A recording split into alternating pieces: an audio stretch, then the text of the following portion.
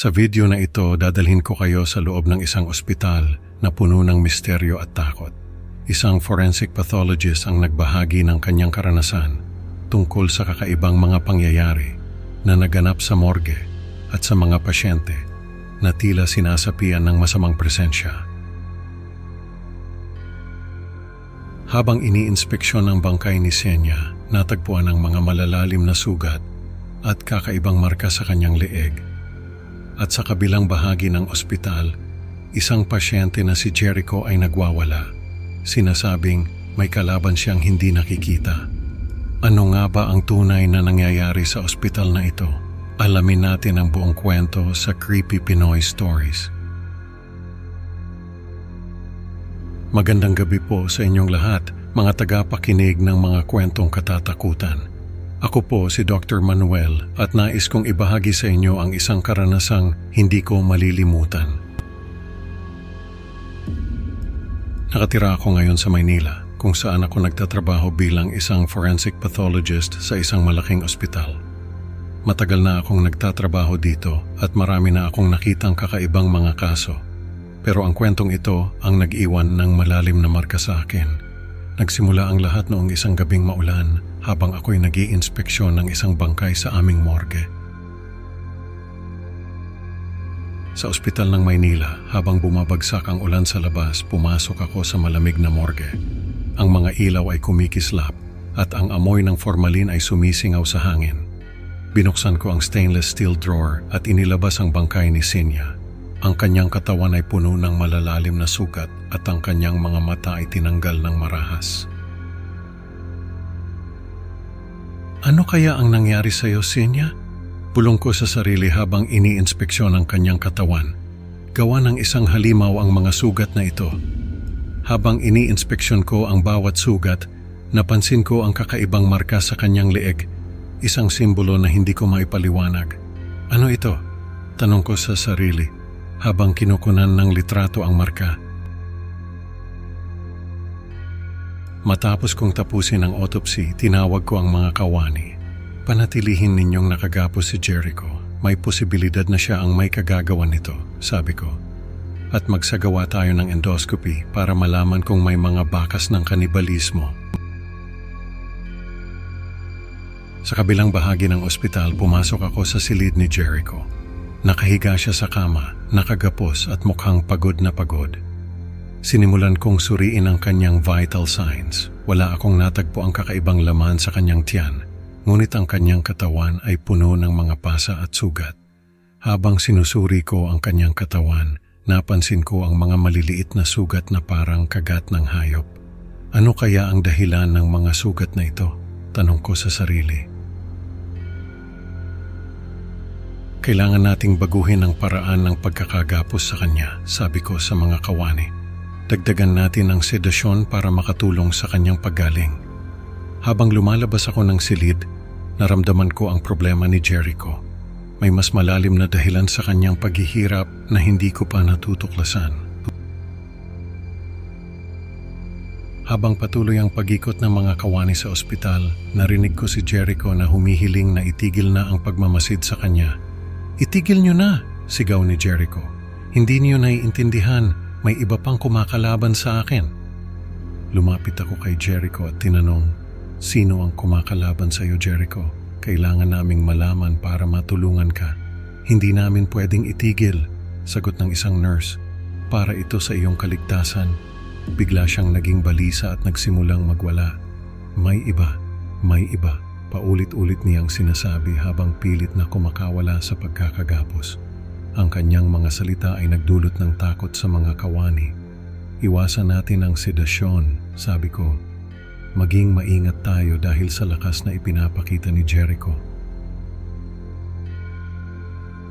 Sa opisina ni Dr. Isidro, ang pinuno ng ospital, nagtipon ng mga kawani upang magulat ng kanilang mga karanasan.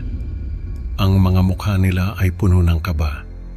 Bakit kayo nagpapadala sa mga pamahiin? Tanong ni Dr. Isidro. Galit na galit. Panatilihin natin ang protocol at huwag magpadala sa takot. Pero Dr. Isidro, may mga kakaibang pangyayari na hindi namin maipaliwanag, sabi ng isang nurse. Hindi ito normal. hindi ko papayagan na baguhin ang mga shift sa isolation, sagot ni Dr. Isidro. Kung kailangan, mag-alok tayo ng counseling para sa mga kawani.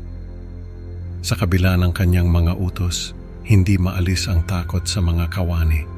Ang kanilang mga karanasan ay nagiging mas malala sa bawat araw na lumilipas. May mga bagay na hindi kayang ipaliwanag ng siyensya, bulong ng isang kawani sa kanyang katabi. May masamang presensya dito. Kailangan nating magtulungan, sabi ko sa mga kawani. Hindi tayo pwedeng magpadala sa takot. Sundin natin ang mga utos ni Dr. Isidro. Ngunit alam ko sa sarili ko na may mas malalim na problema sa ospital na ito. Isang bagay na hindi kayang ipaliwanag ng siyensya o protocol. Sa silid ni Jericho, humiling siya na baguhin ang ilaw. Pakiusap masyadong maliwanag, sabi niya halos umiiyak. Hindi ko na kaya. Bahagyang tinugunan ng mga kawani ang kanyang mga kahilingan, ngunit nang lumabag ito sa protocol, pinagalitan ni Dr. Olivia ang mga kawani. Bakit niyo binago ang ilaw? Tanong ni Dr. Olivia, galit na galit. Mahalaga ang pagmamasid dahil sa marahas na ugali ni Jericho. Pasensya na po, Dr. Olivia, sagot ng isang nurse. Akala namin makakatulong ito sa kanya. Hindi tayo pwedeng magpadala sa kanyang mga kahilingan, sabi ni Dr. Olivia. Kailangan nating sundin ang protocol. Sa kabila ng mga babala ni Dr. Olivia, patuloy ang mga kakaibang pangyayari sa ospital. Kumikislap ang mga ilaw at ang mga anino ay gumagalaw sa dilim. May masamang presensya dito, bulong ko sa sarili habang naglalakad sa madilim na pasilyo. Kailangan nating maging handa. Isang gabi iniulat ng isang orderly na hindi tumitigil sa pagsigaw si Jericho. Hindi ko na kaya, sabi ng orderly, halos umiiyak. Bigla ang tumigil sa pagsigaw si Jericho at ang mga kawani ay natakot na tingnan ang kalagayan niya. Ano kaya ang nangyari? Tanong ng isang nurse nanginginig. Tingnan natin, sabi ko, pilit na pinapalakas ang loob ko. Kailangan nating malaman ang kalagayan ni Jericho. Pagpasok namin sa silid, nakita namin si Jericho na tahimik na nakahiga. Nakapikit ang kanyang mga mata, ngunit ang kanyang mukha ay puno ng takot. Ano ang nangyari dito? Tanong ni Dr. Olivia, galit na galit. Bakit hindi niyo agad inasikaso si Jericho?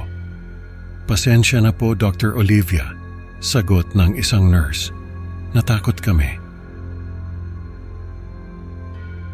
Nagkaroon ng breakdown si Dr. Olivia at nagpahayag ng personal na paghihirap. Hindi ko na kaya, sabi niya halos umiiyak. May masamang presensya dito.